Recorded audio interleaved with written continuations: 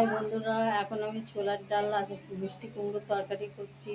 চলুন, আমি খালি ফোড়নটা দেবো। রান্না কমপ্লিট হয়ে গেছে। এখানে ছোলার ডাল আর মিষ্টি কুমড়ো আমি সিদ্ধ করে নিচ্ছি প্রেশার কুকারে।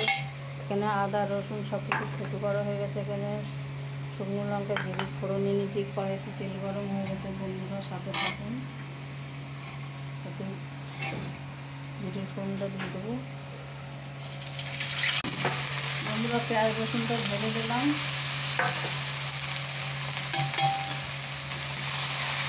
একটু নাড়াচাড়া করে দিচ্ছি। এর সাথে একটু চিনি দিয়ে দিলাম বাটি থেকে। একটু নাড়াচাড়া করে দেবো বন্ধুরা।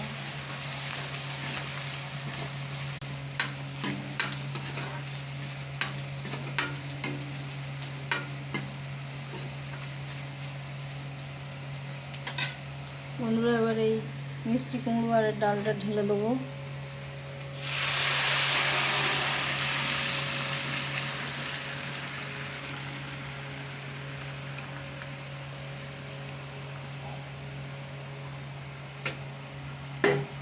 বন্ধুরা একটু নাড়াচাড়া করে নেব।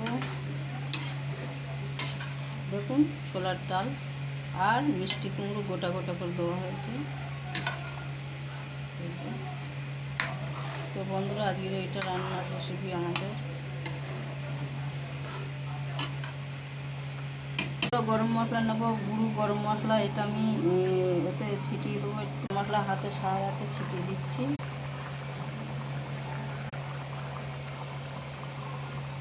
রান্নাটা কমপ্লিট হয়ে গেছে বন্ধুরা।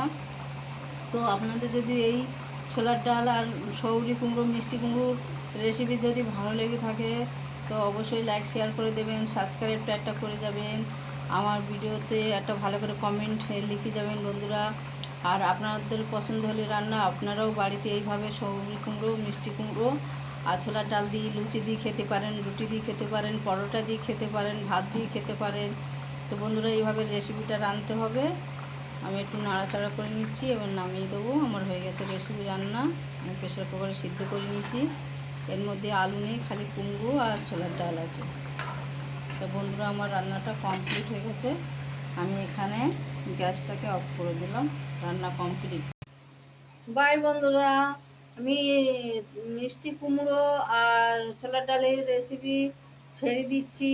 তো আপনারা ভিডিওটা দেখে নেবেন আর লাইক শেয়ার করে দেবেন সবার কাছে। একটা সাবস্ক্রাইব করে দেবেন, একটা ভালো করে কমেন্ট লিখে যাবেন বন্ধুরা।